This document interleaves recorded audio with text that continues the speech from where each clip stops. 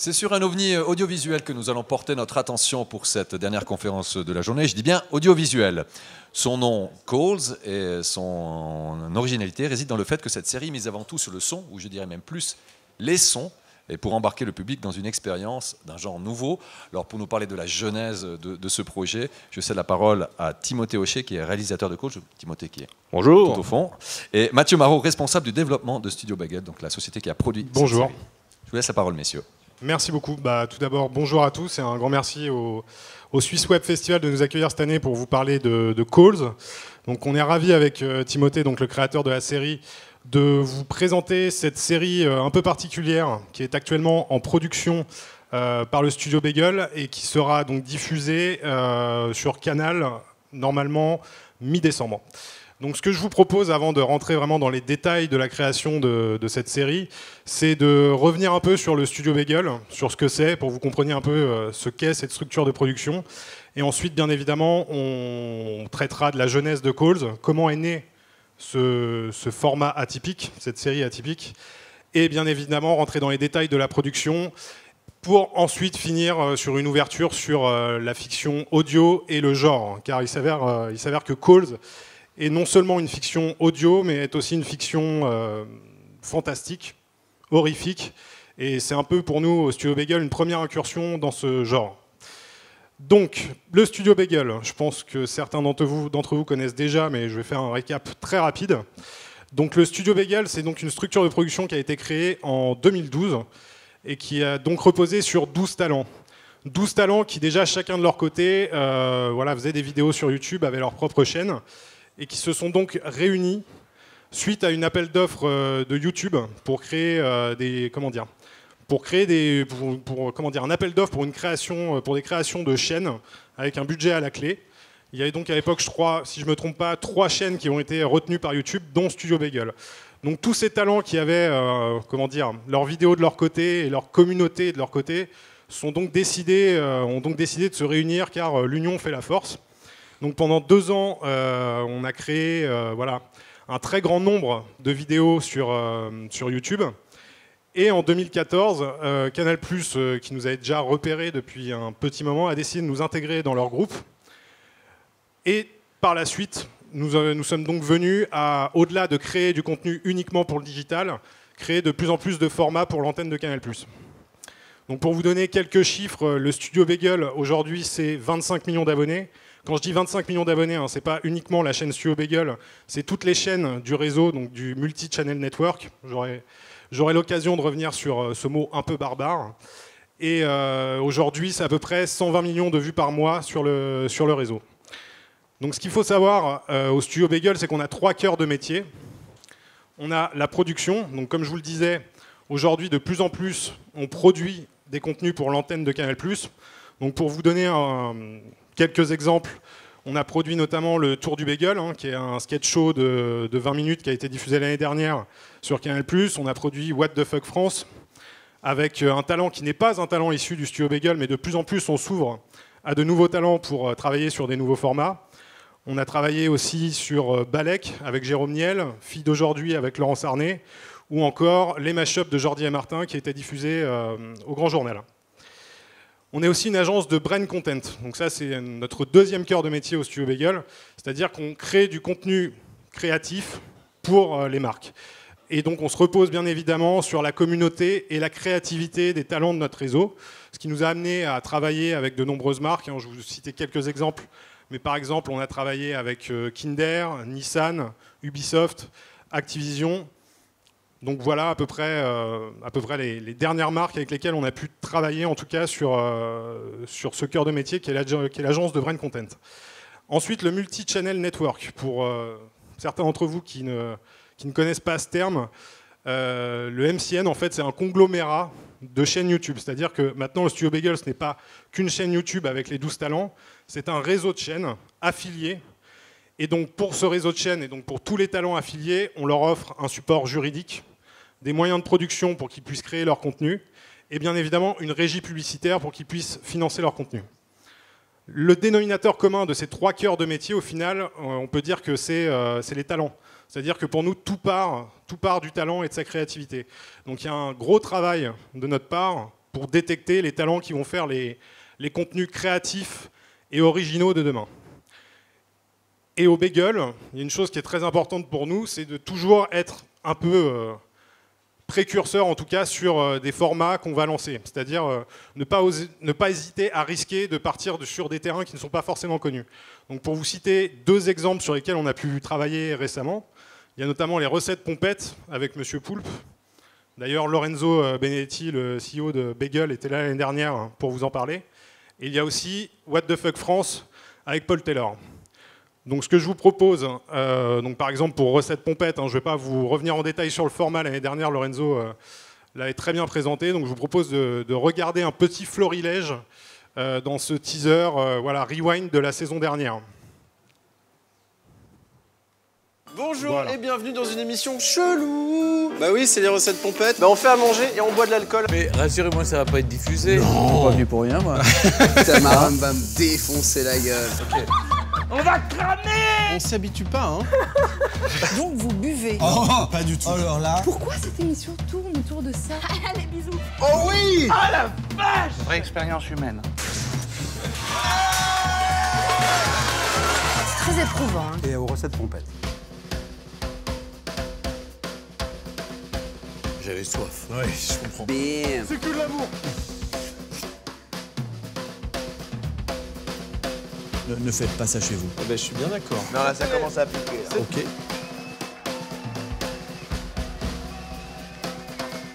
Sans le vioc, ouais, c'est bien, c'est bien. Celui-là, c'est celui de trop. Celui de trop. Vivement la fin de cette émission. C'est superbement mauvais. Les gastronomes sont hyper contents. C'est hyper bon. C'est dégueulasse. On est sur une vraie réussite. Ouais. Ne le faites pas chez vous. On ne dira jamais assez aux jeunes de ne pas boire. Je suis pas au maximum de mes capacités. Pourquoi on a fait ça?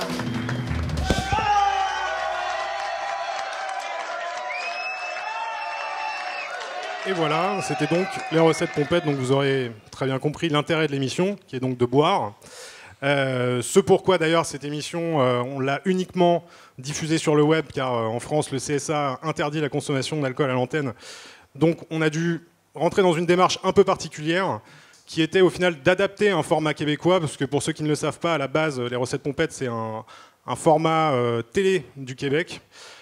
Par exemple, il y a un extrait, je vous conseille d'aller le regarder car il est très très drôle, avec Xavier Dolan, qui participe à cette émission du coup dans la version québécoise et qui vaut vraiment le détour. Et donc on a vraiment dû réfléchir à comment adapter une émission télé pour qu'elle colle au code du digital. Et pour vous donner un autre exemple de format un peu original qu'on a développé récemment, il y a aussi What the Fuck France. Donc What the Fuck France, ce qu'il faut savoir, c'est l'un des rares, si ce n'est le seul, bon, je ne sais pas si j'ai bien fait ma veille, mais je pense que c'est peut-être le seul format humoristique anglophone diffusé à la télévision française. Et donc là, le cas est un peu différent de Recettes Pompettes, étant donné que Paul Taylor ne boit pas d'alcool pendant tous les épisodes, on a pu le diffuser en télévision. Pour vous donner un ordre d'idée, on diffusait d'abord dans l'émission d'Antoine sur Canal+, et une semaine après, les épisodes étaient diffusés sur le web. Donc là, il y a une vraie contrainte de comment penser un programme pour qu'il soit à la fois efficace en télé et efficace sur le web. Donc tout comme les recettes pompettes, je vous propose un petit extrait florilège de la saison dernière de What the Fuck France. Et voilà. Mon chéri, je t'en prie, ne me fais pas de What the fuck, France? Hi, my name's Paul Taylor. I'm English, but I live here in France. And one of the things that I never understood is the concept of littérature. Les grèves. Music. Version française. Fromage. What the fuck, France? But why is it difficult, Paul? I'm glad you fucking asked. Waiter's a dickhead. The accent. You guys use the horn more often than English people say sorry, right? What do I do, Jean-Pierre?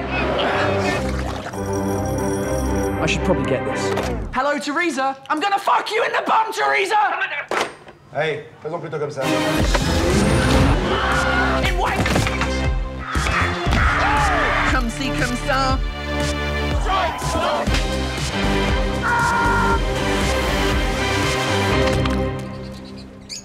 Fucking birds! I told you, Jean-Pierre, this was the worst idea ever!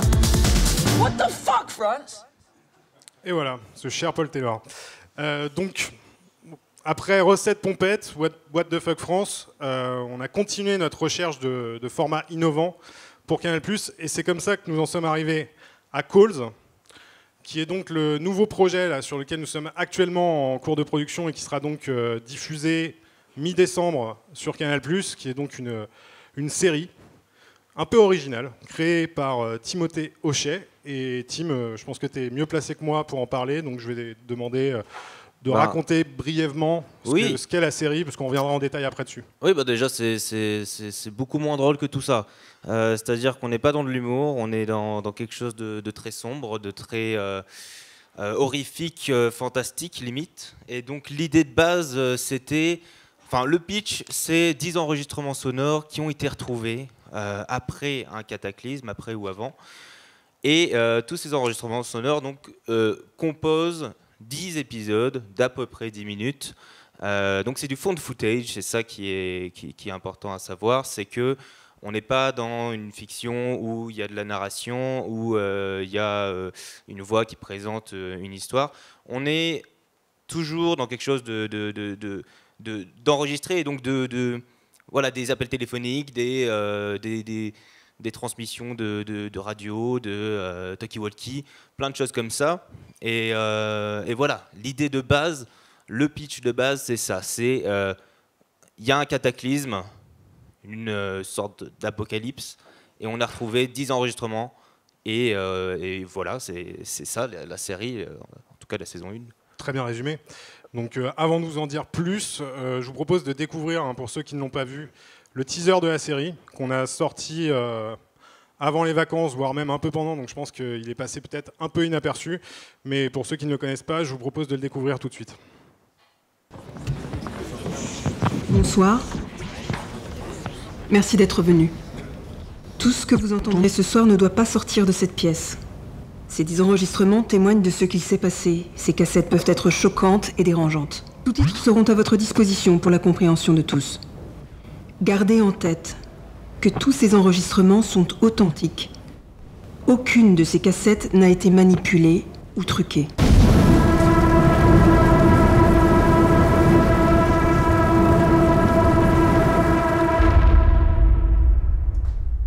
On rigole moins là.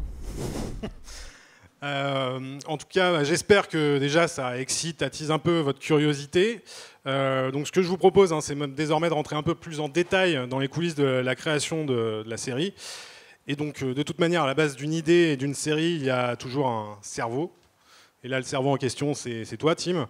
Donc tu travailles avec nous maintenant depuis 3-4 ans. Oui, voire même plus, non, je crois que c'est 3-4 ans. Okay. Je crois que c'est à peu près ça. Et d'ailleurs, pour la petite blague, quand même, c'est que Timothée était stagiaire au Studio Bagel il y a 3 ans. Ouais. Et désormais sa série sur Canal+. Voilà. Oui, écoute, des fois ça se fait comme ça. Bah ouais, non mais c'est cool, hein. Donc Tim, avant qu'on rentre vraiment dans les très jolie tête. Avant qu'on rentre dans les détails de la série Calls, est-ce que tu peux nous parler un peu justement de ton parcours avant d'arriver à cette série? Ouais, j'ai fait parcours de surtout faire des choses en fait. J'ai essayé de faire des trucs dès que j'avais la passion du cinéma, et donc dès que j'avais 12-13 ans, j'ai commencé à faire des petits courts-métrages amateurs avec une caméra de merde, avec des scénarios voilà, comme tout le monde commence, des trucs où on essaye des choses, où on s'amuse avec une caméra et on essaye plein de trucs. Et plus ma passion grandissait, plus j'avais envie de faire des courts-métrages dans un genre particulier. J'ai toujours eu une préférence pour le genre, pour l'horreur, pour le fantastique. J'arrive pas vraiment à faire rire, donc j'essaye plus de faire peur. Et du coup, ce qui donne des trucs creepy comme ça, bizarres. Et c'est pour ça que...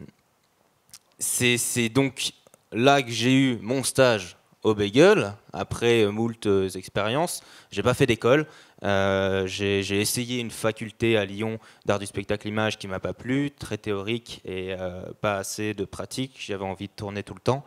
Et le stage au Bagel, c'était trop de tournage, du coup, pour le coup, c'était l'inverse de la fac. C'est-à-dire pendant 3 mois, j'ai fait que de tourner et dans un domaine que je connaissais pas forcément plus que ça, vu que la technique, je n'y connais pas grand-chose. Et donc ça m'a formé à ce côté un peu web, mi-télé qu'avait le Bagel, surtout à l'époque où on tournait encore au 5D et avec très peu de lumière. Donc ça m'a un peu formé ce côté un peu mi-amateur, mi-pro. Et du coup, ce qui est venu donc à faire des petits courts-métrages. J'ai fait des making-of aussi pour le Bagel pendant 1 an. Et quoi ? Plein. Oui, beaucoup trop. Et j'ai fait ensuite, j'ai proposé quelques scénarios. Donc à toi, Mathieu, et à Alexandre Dahan aussi, qui s'occupe toujours de la chaîne Studio Gaming. Et donc j'ai proposé comme ça. Mais ce que j'arrivais pas à faire, c'était de l'humour, donc. On en a essayé un, bon c'était sympa, mais voilà. Oh, et ensuite, j'ai proposé, je me suis dit autant tenter et faire des trucs pas forcément humoristiques. Et donc c'est là où je suis venu avec quelques scénarios et c'était trop cool parce qu'il n'y a pas eu du tout de fermeture, justement. Tout le monde était très ouvert. Et donc on a pu faire quelques courts-métrages, pas forcément rigolos de ouf, qui ont vu le jour sur Studio Movie et Studio Gaming. Et c'est après ça que j'ai fait de mon côté, donc, Coles. Voilà. Et donc pour revenir un peu sur ce que tu as pu faire et nous, ce qui nous a permis à Bagel de nous dire que Tim avait un vrai potentiel dans le genre, parce que nous c'est vrai qu'à Bagel, habituellement on travaille toujours, même avant on travaillait toujours sur l'humour. Et c'est vrai que sur certaines chaînes, notamment Studio Movie et Studio Gaming, qui sont des chaînes... comme vous le voyez avec le nom thématique, une chaîne plutôt orientée cinéma et une chaîne plutôt orientée jeux vidéo. Sur les saisons 2 et 3, on s'est plus orienté, on a arrêté de faire du sketch, on a continué à faire des trucs humoristiques, mais on s'est de plus en plus orienté dans la création de courts-métrages et pas forcément de courts-métrages humoristiques. Et c'est comme ça qu'on avait, on avait Timothée avec nous, on savait que lui, l'humour, c'était pas forcément... sa cam. Donc c'est comme ça qu'on a pu tester 2 courts-métrages que je vous conseille vraiment de regarder, notamment Somnambule, qui est un court-métrage horrifique qui est donc présent sur la chaîne Studio Movie sur YouTube, et Up Life, qui est un court-métrage, on va dire, un peu d'anticipation, un peu à la manière de Black Mirror, qu'on peut retrouver sur Studio Gaming. Donc, Tim aussi, je pense que c'est important de revenir sur qu'est-ce qui t'a donné l'idée au final qu'est-ce qui t'a inspiré pour te lancer dans la création de la série Coles. Ouais, en fait, déjà juste au début, du coup, juste pour revenir, Coles à la base c'était un court-métrage que j'avais fait avec des moyens. Mais justement, qu'est-ce qui t'a inspiré pour ce premier Coles, justement, qu'on a découvert un peu par hasard Voilà, sur YouTube, sur une chaîne YouTube à part qui a été fait indépendamment avec des amis et les moyens du bord. Du coup, ce qui m'inspirait, en fait, il y a eu pas mal de trucs et il y a notamment des choses réelles en fait qui se sont passées dans le monde et une soirée sombre où je traînais sur YouTube et des fois tu tombes sans faire exprès sur des choses un peu glauques, et du coup il y avait notamment des compilations d'appels, de réels appels téléphoniques au 911, surtout aux États-Unis. J'en ai trouvé aucun en France, des appels comme ça, mais genre des compilations des top 5 des appels les plus terrifiants, des vrais appels, donc enregistrés par la police. Et il y avait beaucoup de choses qui me prenaient, qui me faisait vivre quelque chose que je pouvais pas vivre devant un film. Et il y a eu notamment un appel, plusieurs choses en fait, des appels, voilà, le 11 septembre, il y a eu des appels pendant la tragédie, et donc il y a eu pas mal de choses c'était un tout en fait qui me faisait dire waouh, on ressent des choses qui sont uniques et qu'on peut pas faire ressentir à travers des images en fait. C'est crade et il y a une authenticité assez folle dans ces appels. Ok, ce que je vous propose, c'est d'écouter un très court extrait très court, de l'un de ces appels qui a pu inspirer Tim dans la création de Coles. Donc tu peux nous présenter rapidement les protagonistes de cet appel? Les protagonistes qui ne sont pas des protagonistes au final, parce que c'est ça l'horreur au final de la situation. Oui, c'est ça. Là, je crois bien que celui qui a été choisi, c'est un appel entre l'hôtesse de l'air dans un des avions. Qui n'arrive pas à accéder au cockpit, je crois. Voilà. Bon, de toute façon, on va vous faire écouter très rapidement. La tour de contrôle, en fait.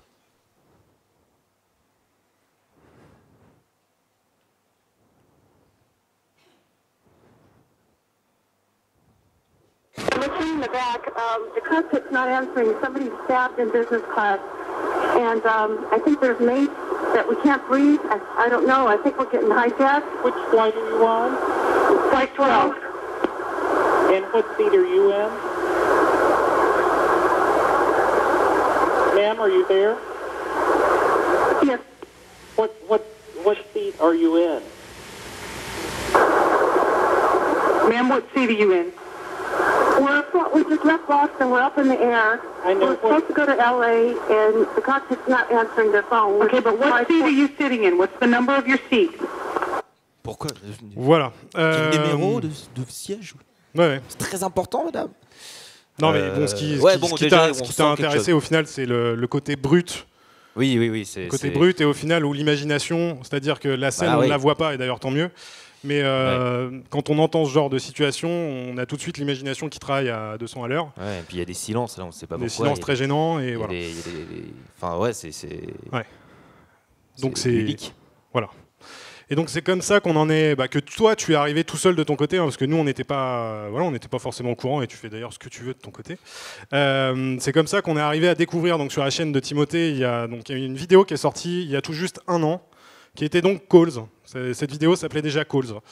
Donc ce que je vous propose, c'est qu'on vous fasse écouter un extrait de cette vidéo, si vous ne l'avez pas déjà écouté. Elle est disponible sur YouTube, sur la chaîne de Timothée. Donc là on va vous mettre un extrait, 1 minute, 2 minutes, pas plus, parce que bon, on va pas non plus rester là 3 heures, mais je vous conseille vivement d'écouter cet épisode en entier. Il doit faire à peu près 8 minutes et il est donc disponible sur le YouTube de Timothée. Donc voici l'épisode d'origine. 911, what's your emergency? Yeah, hello. I think there is someone in my garden. What is your location, please? I live at 5 Ferry Street. Is the intruder still on the premises? I don't know. Can you check, ma'am? Yeah, wait a minute. He's still here. Okay. Oh, God, he is big. Okay, stay in the house. Do not try to go outside. He must be at least 6'9" or something. That's crazy. Can you describe the intruder? No, he's in the dark. He's not moving at all. Can you send someone, please, just in case? Okay, help is on the way, ma'am. Is the intruder armed? I don't think so. But he seems to have very long arms and big hands. Okay, please stand back from the window and lock yourself in a safe room, ma'am. He's moving. Oh, God. Ma'am, lock yourself in a safe room. What is the intruder doing now? He's looking at me. Okay. His eyes. Okay, stay clear from him. He may be dangerous. Keep talking to me. Stay with me, ma'am. This is not human. Ma'am? Ma'am? Is she right? I don't know. She's not answering.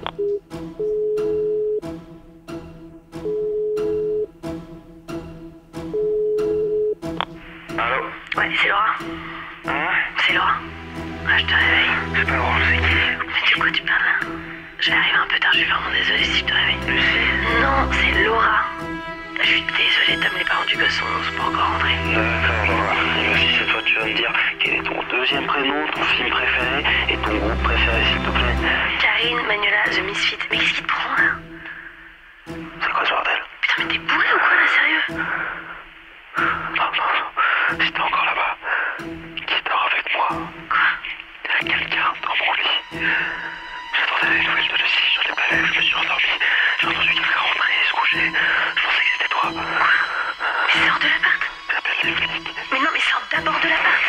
Putain, mais casse-toi, putain. Elles se retournent vers moi. Tom, tu te casses. T'appelles pas les flics, là, tu sors de l'appart. Laura? Tom! Voilà.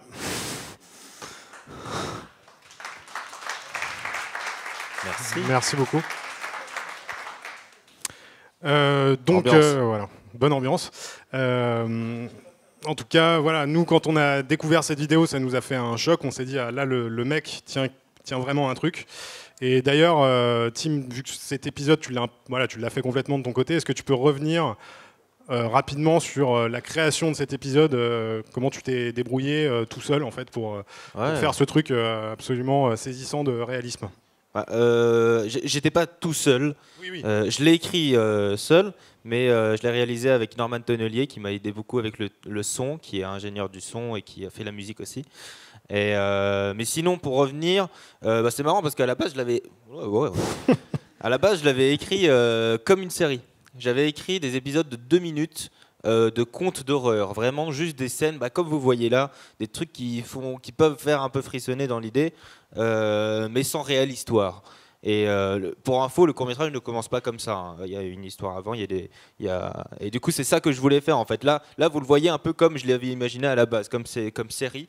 Et au final, je me suis dit, je vais réunir toutes ces petites idées de contes et essayer de tout faire en un court-métrage avec une histoire et des personnages. C'est quand même mieux quand tu suis un personnage et que voilà, un vrai court-métrage, que ça soit pas seulement un concept qui ait une histoire derrière.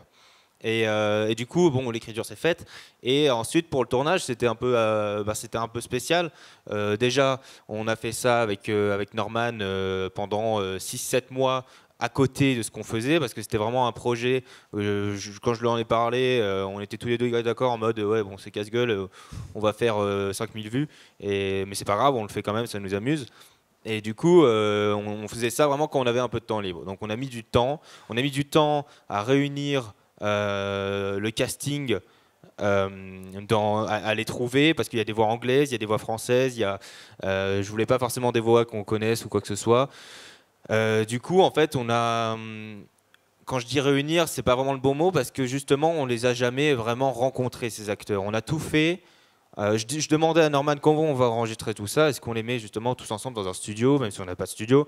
On essaie de faire un truc avec des micros. Il m'a dit non, ils font avec leur téléphone et c'est bon, quoi. J'ai dit ok, nickel, on va faire ça avec le téléphone. Et du coup, chaque acteur a fait sa partie avec son téléphone et les retours étaient faits par mail en fait. Donc il n'y avait jamais d'interaction réelle avec... Il y a même des acteurs, on ne connaît pas le visage. Ils nous ont envoyé le rush et voilà, et c'était nickel, on a juste fait un petit retour et ok, super, merci beaucoup, à la prochaine. Et vu que c'était un projet bénévole, tout le monde était motivé pour participer, et tout le traitement sonore, en fait, c'est ça qui était intense, c'était le montage, c'était long, et de trouver le bon rythme, de trouver comment alterner sans images avec ces scènes, parce que c'est pas un truc linéaire, il y a des scènes en parallèle. Enfin bref, voilà, c'était une belle galère, mais on est content du résultat, et surtout on était très surpris que ça marche. Il y a eu beaucoup de... Moi, mon idée à la base, c'était de faire marcher l'imagination, et parce que je trouve qu'aujourd'hui, on a trop d'images de partout, on nous donne trop tous les indices pour comprendre un film, pour comprendre une fiction, on n'a plus besoin de réfléchir. Et mon idée, c'était un peu de ramener à l'époque où on se racontait des histoires autour d'un feu de camp, et c'était que du son, on imaginait tout dans notre tête, et c'était ça l'idée.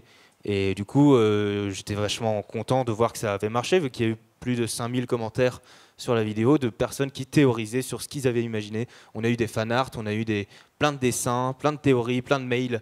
Voilà, c'était ça mon idée, c'était que les personnes participent. Il y a d'ailleurs écrit au début du court-métrage d'envoyer tout ce qui leur passait par la tête, tout ce qu'ils imaginaient, d'envoyer par mail. Voilà. Et du coup, on a reçu plein de trucs, c'était trop bien.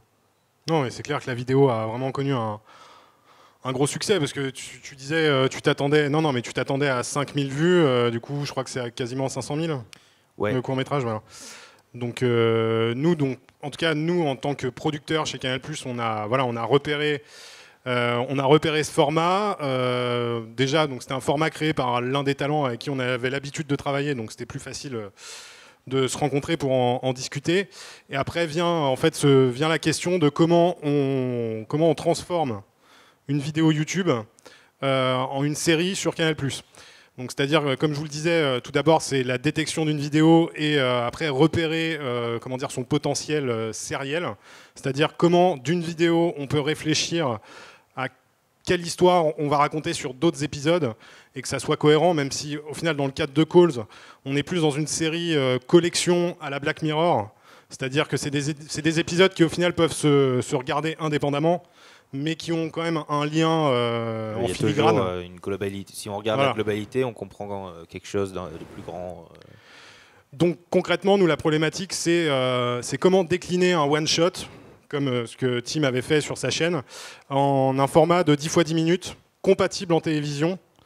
Et donc comment transformer cette idée de base sans la dénaturer au final, sans bousiller ton travail, parce que c'était déjà hyper bien. Il fallait donc trouver une manière de faire en sorte que ça soit plus télé-compatible en fait. Donc c'est comme ça qu'on en est arrivé à travailler, et toi d'ailleurs, à travailler avec la direction artistique de Canal+, qui nous a beaucoup aidé là-dessus. C'est-à-dire que là, sur la version que vous venez de voir, c'est donc le travail de Tim qui a ajouté, je crois, un peu la dernière minute, les sous-titres. Ouais, à la base, je voulais vraiment rien mettre, et je me suis dit, bon, c'est quand même un peu long. Je vais quand même mettre des sous-titres, parce qu'en plus, il y a un peu une qualité crade, donc parfois on ne comprend pas tout, et c'était l'intention. En fait, comme vous avez vu la qualité de l'appel du 11 septembre, j'ai essayé de recréer ça et donc c'est pour ça que des sous-titres étaient importants et aussi les personnages qui s'allument quand ils parlent, comme ça on comprend bien qui parle à quel moment. D'ailleurs, alors c'était pas prévu tout de suite, mais je vais y arriver tout de suite parce qu'on est sur le sujet, donc ce sera plus simple. Donc là, l'extrait que vous venez de voir, je vais vous montrer le même, c'est-à-dire que avant de se lancer dans vraiment la production et le tournage des nouveaux épisodes, ce qu'on a fait, c'est qu'on a fait travailler la direction artistique de Canal, comme je vous l'expliquais, sur l'épisode existant. Donc toi, tu as envoyé au final l'OMF, donc le mix son de ton épisode, et on l'a retravaillé avec Canal+ pour apporter un petit quelque chose en plus, pour que visuellement, il se passe quelque chose, car on reste quand même dans un format télévisuel. Et donc voilà, vous allez voir la différence par rapport au format d'origine. Et donc Tim, après tu pourras revenir un peu sur les choix qui ont été faits sur cette DA.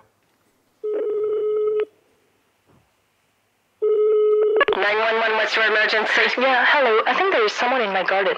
What is your location, please? I live at 5 Ferry Street. Is the intruder still on the premises? I don't know. Can you check, ma'am? Yeah, wait a minute. He's still here. Okay.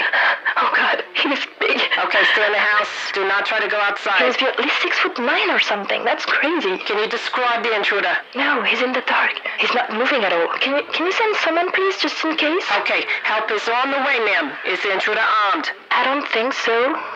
But he seems to have very long arms and big hands. Okay, please stand back from the window and lock yourself in a safe room, ma'am. He's moving. Oh, God. Ma'am, lock yourself in a safe room. What is the intruder doing now? He's looking at me. Okay. His eyes. Okay, stay clear from him. He may be dangerous. Keep talking to me. Stay with me, ma'am. This is not human. Ma'am. Voilà, donc on va pas tout vous remettre, parce que vous connaissez désormais l'extrait. Mais donc voilà, Tim, est-ce que tu peux revenir un peu sur les choix qui ont été faits par rapport à cette version déjà là... qui n'est d'ailleurs pas la version définitive au final de la DA, qui est encore en cours de... Là, on testait quelque chose, donc il y a, selon moi, des choses beaucoup trop figuratives. Mais en gros, l'idée, c'est ça, c'est quelque chose de très abstrait.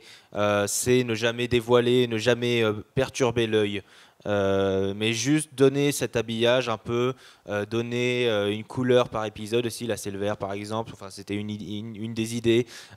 Toujours suggérer quelque chose, mais que en fait que ça ne gêne pas, qu'on se concentre pas sur ça. Là, forcément, on vous a donné l'avant et l'après, donc je pense. Et puis on vous a dit regardez le visuel. Du coup, ça bâche, mais ça marque. Mais l'idée, c'est que quand on regarde une première fois, on se concentre d'abord sur les sous-titres, sur ce qui se passe, sur l'audio, et que tout le reste, c'est un peu voilà, c'est très abstrait. Là, il y a certaines choses qui étaient trop figuratives encore. Mais c'est ça l'idée, quoi. Ok. Donc, toute série, au final, commence par l'écriture.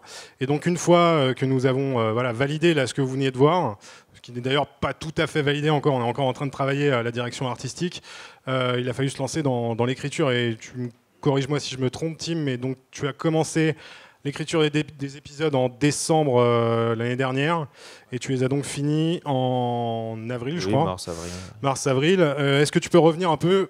Parce que, étant donné que le format est assez particulier, est-ce que tu peux revenir un peu sur le process d'écriture, la documentation nécessaire, nous dire un peu comment tu as fait, quoi. L'idée générale, donc, c'était de prendre cet épisode de base qui est déjà sorti et de faire tout un univers autour et de toujours être dans le même univers. Donc on quitte jamais ce côté très étrange et limite fantastique, même si indépendamment les épisodes peuvent se regarder et parfois il n'y a aucun élément fantastique ou surnaturel. Donc l'idée c'était, donc j'ai pas écrit seul, déjà j'ai écrit avec 2 épisodes avec Norman qui a fait le premier et 3 épisodes avec Clémence Setti qui en a écrit un à elle toute seule. Et l'idée c'était donc chaque épisode devait avoir un univers sonore, on ne devait pas se répéter, chaque épisode devait avoir sa source sonore, donc c'est-à-dire, là on a déjà fait des téléphones, bon les téléphones c'est vachement présent parce que c'est un peu le premier truc qu'on pense avec des enregistrements sonores, donc il y en a, c'est le truc où il y en a pas mal dans la série, mais globalement on a essayé dans l'écriture de faire que chaque épisode donne cette ambiance sonore, cet univers, donc on peut avoir donc des talkie-walkie, une boîte noire d'un avion, des transmissions de la NASA, enfin plein de choses qui on a un peu fait le tour au niveau source sonore. En tout cas, j'en ai pas vraiment d'autres en tête avec tout ce qu'on a écrit. Donc on en a fait 10 et on a essayé de mettre tout ce qu'on pouvait retrouver comme enregistrement audio qui soit compatible avec cet univers glauque et sombre. Et donc chaque épisode est indépendant, donc chaque épisode a son histoire, à son début, à sa fin. Et toujours sous le signe de la tension, toujours sous le signe mais parfois qui part un peu plus loin. C'est ça qui était cool, c'était que Canal était très ouvert sur les sujets à aborder. Vu que je pense on assume ce côté un peu ovni, ils m'ont vraiment pas restreint au niveau des sujets. J'ai pu faire un peu, on a pu faire ce qu'on voulait. Et il y a certains épisodes qui ont donc nécessité la consultation d'experts. Il y a un épisode qui se passe sous l'eau, donc forcément il fallait comprendre comment une vraie plongée professionnelle se passe. S'il y a un épisode qui se passe dans l'avion, on va forcément se renseigner, dans l'espace aussi. Donc il y avait toute cette recherche, toute cette documentation qui n'est pas... on peut chercher sur Internet, mais au bout d'un moment, tu as quand même peur que quelqu'un vienne et te dise non, c'est pas réel. Et vu que le réalisme est très important dans la série, c'était essentiel pour nous d'être vraiment... si quelqu'un retrouve... L'idée, c'est si quelqu'un retrouve cet enregistrement sans savoir que c'est une série, il puisse se dire que c'est réel. C'est ça l'idée. Voilà. Ouais, donc au final, vraiment le souci du réalisme. Et du coup, tu me tends la perche pour faire une transition avec la suite, qui est donc, pas ça, qui est donc la mise en production de cette série. Donc, ce qu'il faut savoir, c'est que, donc je crois que je l'ai déjà dit, mais je le redis, c'est que là, à l'heure actuelle, on est en pleine production de la série, c'est-à-dire que sur les 10 épisodes, on a dû en tourner 5. À peu près, il nous reste encore quelques épisodes. Et donc par rapport au réalisme, par rapport à ce que tu disais, nous, une fois que tous les épisodes ont été écrits et validés, que la DA a été validée, il y a eu un vrai travail sur le casting, c'est-à-dire quel casting on va faire sur une série de ce genre. C'est-à-dire que de toute manière, on ne va pas jouer sur l'apparence, sur le visuel, on va jouer sur la voix. Donc la question qui se pose est de se dire, est-ce qu'on va plutôt faire appel à des comédiens qui font habituellement des doublages, par exemple? Est-ce qu'on a envie de travailler avec la voix française de Jack Nicholson? Tout de suite, on a écarté en tout cas, tu as écarté cette hypothèse, parce que... c'était pas non plus un sens interdit. Non, mais c'était une envie d'aller dans une direction avec des comédiens qui ont moins l'habitude des tournages devant un micro, mais qui ont plus l'habitude des tournages dans des conditions réelles, donc avec des caméras et tout ça. Il y a un jeu qui est totalement différent, c'est deux métiers différents. Il y a certaines personnes, certains comédiens qui arrivent très bien à faire les deux, et on a travaillé avec plein de personnes qui font du doublage et qui jouent aussi dans de la fiction. Voilà. Mais l'idée, c'était pas d'avoir quelqu'un qui sait parfaitement articuler devant un micro et qui a des années d'expérience dans le domaine du doublage.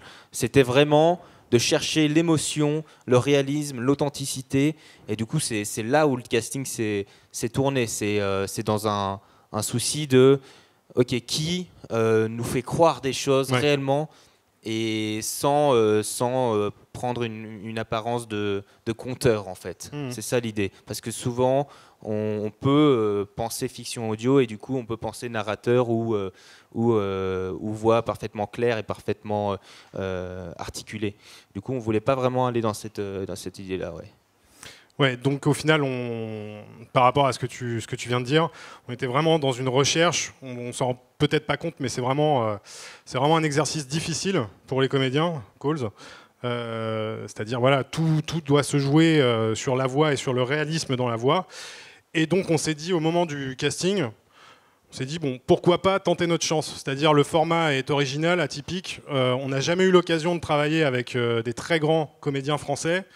Donc, tentons le coup. On s'est dit en tout cas avec le directeur de casting, Michael Laguens, écoutez, voilà, c'est ce qu'il nous a dit même. Il nous a dit, votre projet, bon, il est très barré, mais peut-être que, sait-on jamais, le challenge peut exciter des grands noms du cinéma français. Donc on s'est dit, allons-y, allons rencontrer les plus grosses agences parisiennes comme Adéquat ou UBBA et présentons aux agents ce projet et on verra tout de suite si les agents sont réceptifs et nous disent « Ah ouais, votre projet il est cool, on va vraiment en parler à nos très gros comédiens ». Et il s'avère que la magie a opéré et aujourd'hui on se retrouve avec un casting vraiment 5 étoiles, c'est-à-dire qu'au Bagel, auparavant, on a souvent eu des guests très cool, mais on n'a jamais eu l'occasion de travailler avec des comédiens aussi doués et aussi reconnus. Et on se retrouve là aujourd'hui avec un casting 5 étoiles. Malheureusement, nous n'allons pas pouvoir dire avec qui nous travaillons, car le casting, on a encore certains noms qui sont en cours de confirmation, et la com autour de la série se lancera le mois prochain. Donc pour le moment, on va rester un peu discret sur le casting, mais en tout cas, vous pouvez vous attendre à de très belles surprises sur cette série. Vous pouvez en tout cas vous dire que sur chacun des 10 épisodes, on aura une belle tête d'affiche. Voilà. Oui, on a eu de la chance. On a eu de la chance, ouais. Non, vraiment. Encore. Et avant de passer à l'ouverture, en tout cas sur les fictions audio, et arrêter de parler en tout cas en détail de Coles, un truc qui est quand même assez important sur Coles, c'est ses tournages. C'est-à-dire, il y a 2 types de tournages. Est-ce que tu peux en parler un peu plus ? Oui, c'est ça aussi qui a peut-être titillé la curiosité de certains comédiens. Nous, on voulait pas tout faire en studio. J'ai eu l'envie directement, vu qu'on est dans le réalisme encore une fois, de faire des vrais tournages. Donc si ça se passe dans une forêt, on va dans une forêt. Si ça se passe dans une maison, si ça se passe dans une église, on va dans une église. Et on a une vraie équipe de tournage. Donc il y a un ingénieur du son, il y a un assistant réal, il y a tout ce qu'il faut. Il n'y a juste pas la lumière et pas la caméra. Et toute l'équipe derrière ce côté plus technique. Et du coup, on joue... c'est assez curieux et étrange à voir ce côté, donc surtout dans la forêt. J'espère qu'il n'y a personne qui est passé à ce moment-là, mais il était minuit et on faisait des trucs bizarres et sans caméra.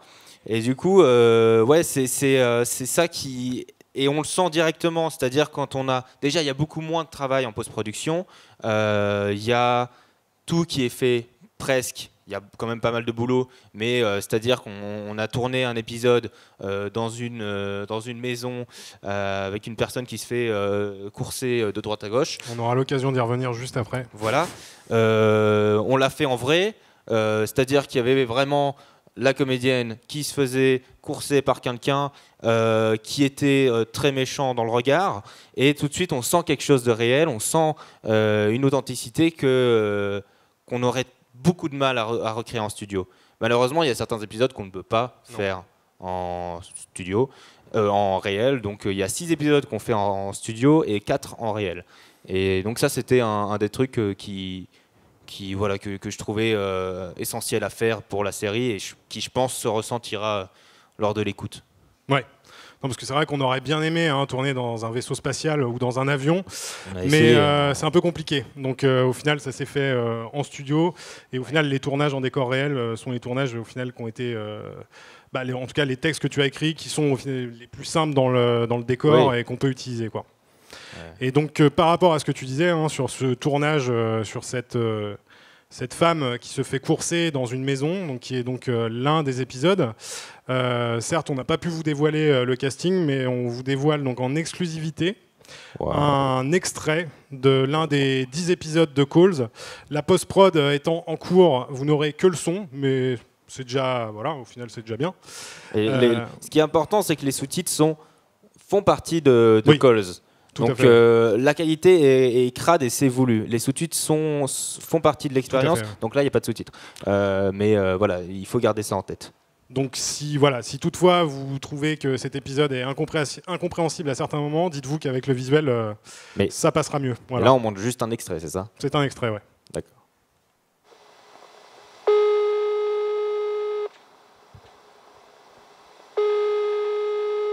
Police secours, à votre écoute. Oui, bonjour. Je vous appelle en fait pour vous signaler un comportement étrange devant ma maison. Quelle est votre adresse? C'est rien de concret, hein, mais c'est juste que je préfère prévenir. Bien sûr. Quelle est votre adresse, s'il vous plaît? J'habite 8 rue du Docteur Grandjean à Nancy. Votre nom et prénom, s'il vous plaît? Lisa Larcher. Très bien. Décrivez-moi la situation, Lisa. Voilà, il y a quelqu'un qui fait des va-et-vient devant chez moi. Depuis combien de temps exactement? Je sais pas. J'ai juste vu comme ça une ombre qui revient plusieurs fois Et vous avez pu voir s'il était déguisé en clown? Non, j'ai pas vu à quoi il ressemble, je sais pas. Donc vous avez vu personne, si je comprends bien? Si, j'ai vu une silhouette. J'ai vu quelqu'un, j'ai vu une ombre. Il faisait des va-et-vient sur mon palier. Vous avez vu quelque chose, quelqu'un? Qu'est-ce que vous avez vu? Madame? Madame, décrivez-moi ce qui se passe, s'il vous plaît. Il est chez moi.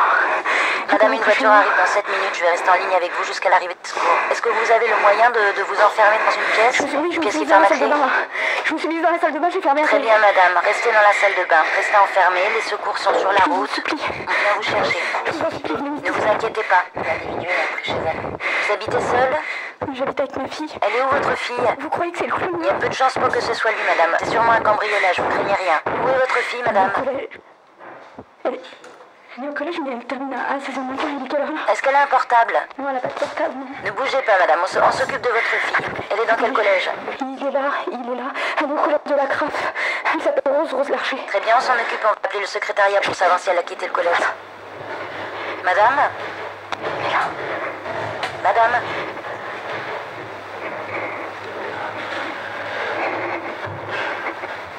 Madame, vous êtes toujours là? Je vous en supplie.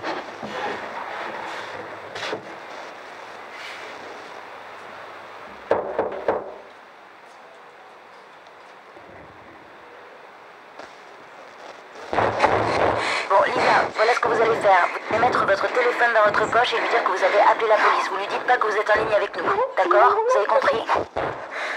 Vous m'entendez? Allô, madame? J'ai appelé la police. J'ai appelé la police, il arrive dans 30 secondes. Faut se dépêcher là, il a défoncé la porte, il est dangereux.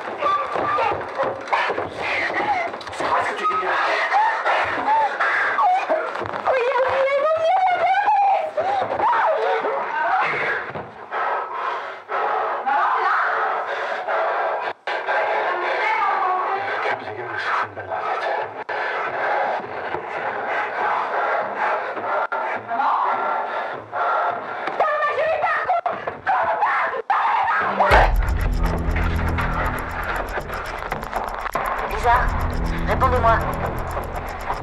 C'est prêt à coup là, attention. 4 minutes, les voitures sont dans 4 minutes. Et voilà.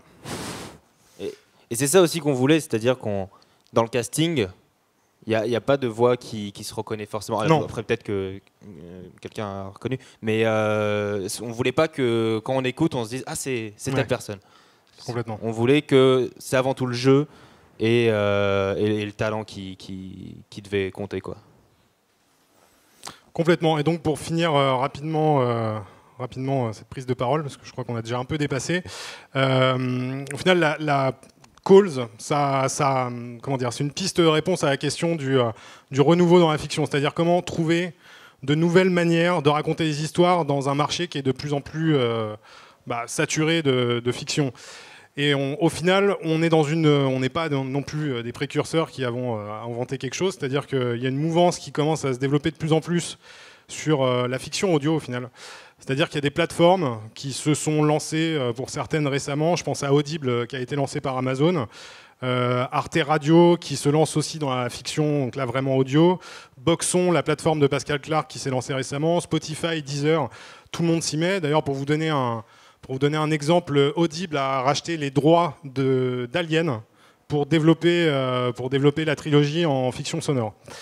Donc voilà, au final, ça s'inscrit, Call s'inscrit vraiment dans cette nouvelle mouvance, dans d'ailleurs ce mode de consommation, on va dire un peu nomade de la fiction. C'est-à-dire qu'on est quand même dans un format assez court, on est dans du 10 minutes, comme on peut le voir d'ailleurs avec des applis comme Studio Plus et Black Pills, au final, où c'est de la série de 10 minutes qu'on peut consommer sur son portable. On espère que Calls aura aussi cette consommation-là. Et d'ailleurs, pour parler un peu de ce qui se fait plus précisément, il y a d'autres créatifs issus du web, comme toi, Tim, qui se sont lancés dans l'aventure, notamment Cyprien, avec l'épopée temporelle cet été, et aussi Antoine Daniel avec Clyde Vanilla. Et d'ailleurs, vous pouvez ces deux séries sont sorties et vous pouvez les retrouver sur leur chaîne YouTube. Et enfin, dernier slide, et après, c'est fini. Calls, au final, s'inscrit aussi, c'est-à-dire que c'est une fiction audio, mais c'est aussi une fiction de genre. C'est-à-dire, comme je vous le disais au début, c'est que pour nous, Bagel, c'est un peu la première fois qu'on se lance dans la production de genre. Et c'est vrai qu'en France, le genre a encore un peu de mal à émerger, alors que pourtant, on sent qu'il y a vraiment quelque chose qui est en train de se passer, ne serait-ce que du côté des Américains, avec les cartons, les récents cartons au cinéma avec ça, Get Out, ou même en série avec Stranger Things, The OA.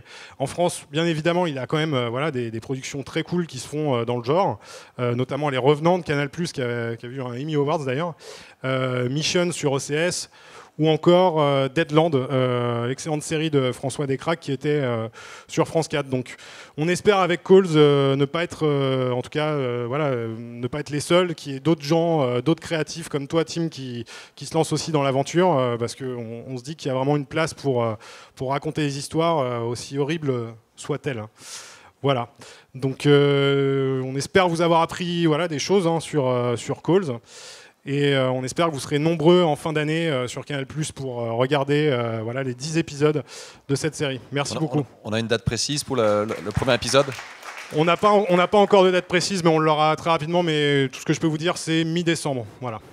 On restera attentif. Merci beaucoup, pour les applaudir très fort. Merci. Messieurs. Et on souhaite plein succès, bien évidemment, à Calls.